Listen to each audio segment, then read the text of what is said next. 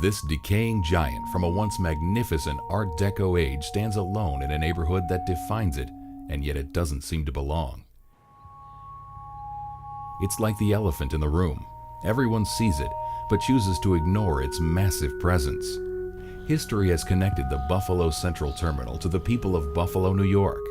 The building, once seen as a trespasser to the East Side neighborhood, is now embraced as a recognizable part of Buffalo's memories and history. One of the things that's significant that people have memories over is there's life-changing moments that happen, going off to war, meeting your family.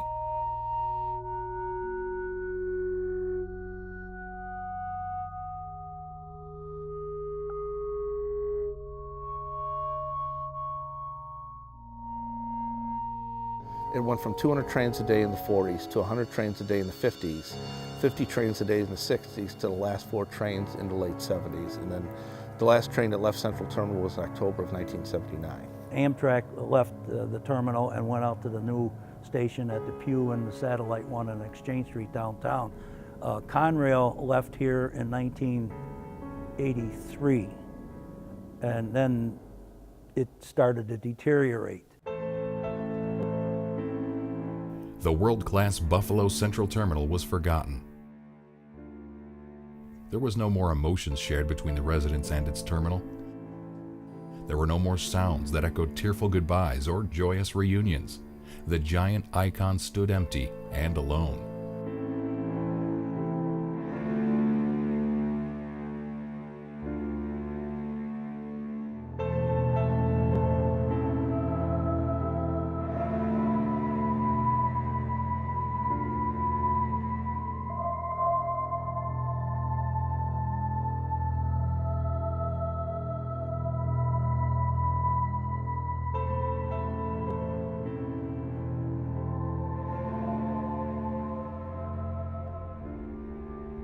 When estimates of $10 million or more to raise the building came in, the city of Buffalo sold the salvaging rights of the terminal. Telesco approached the city and said, look, I'd like to buy the salvage rights to Central Terminal. And the city said, sure. And the agreed price was $100,000. Mr. Telesco made anywhere from $1.5 million to $2 million,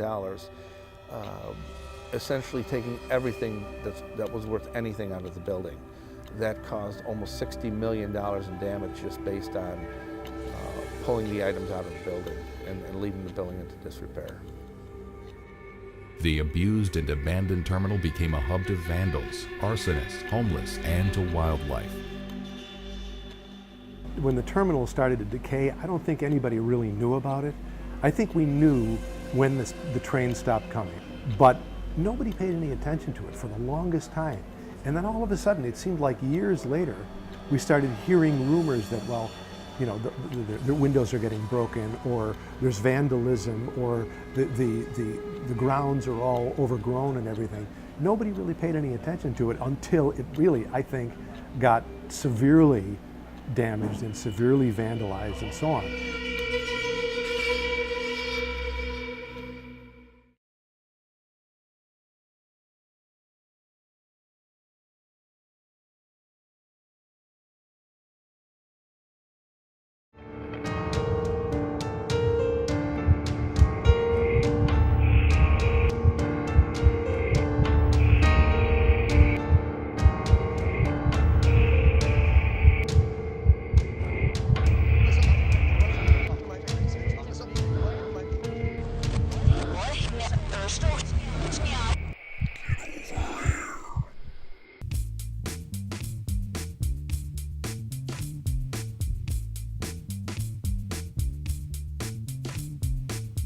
We're at the Braylock Inn in Casnovia, and we are doing one of the first ghost hunts that's ever been done here before.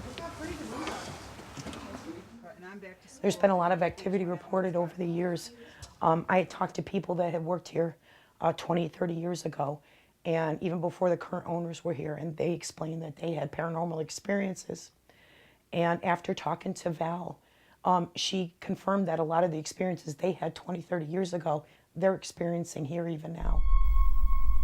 The history of the building itself, where the Braylock is right now, it was a private home built by the Burr family, B-U-R-R, back in the early 1800s. William Burr built this as a home. And it was a private home until, I believe, the 1940s. It was on the Williams Inn, which was a tavern and a guest house, and then it became the Braylock Inn in 1950. That's just a fun name.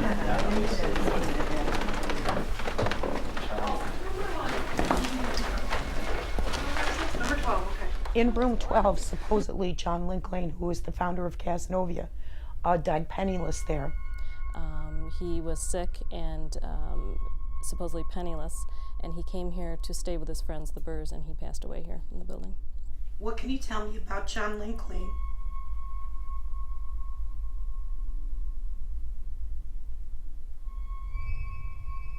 Did he die in this room?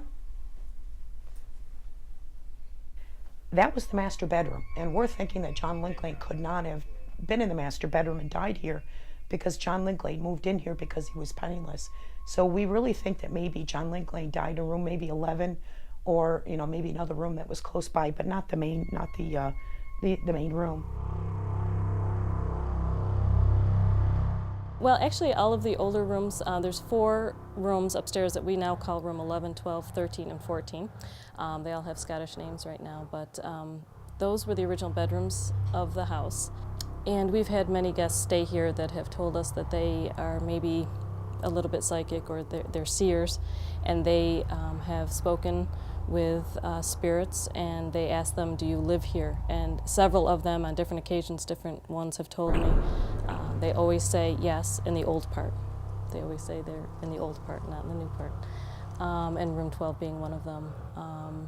I do have quite a few people tell me there's a girl named Sarah here who's from the 1800s. I have a lot of people telling me that she's very proud of the place and that she shows them around.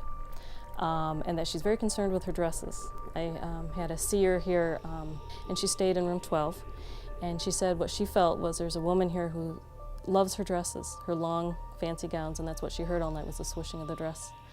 We've had a lot of voices telling us that they need help. Do you need help? We really want to make communication with you. You need to talk to us if you can. We're here to understand. My husband definitely has seen his grandfather, Adam Brown. People called him Scotty because he was Scottish. And he passed away the year my husband was born, 1967.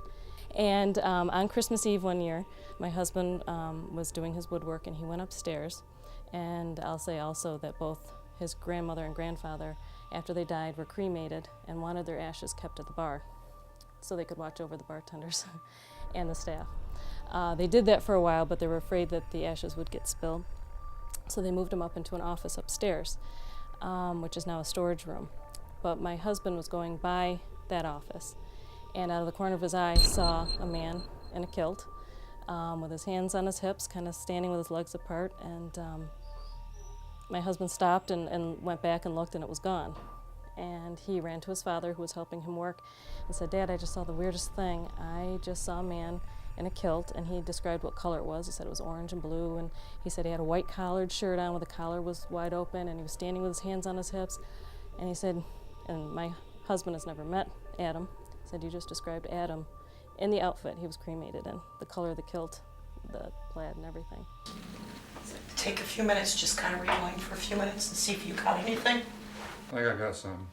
How far in? Immediately.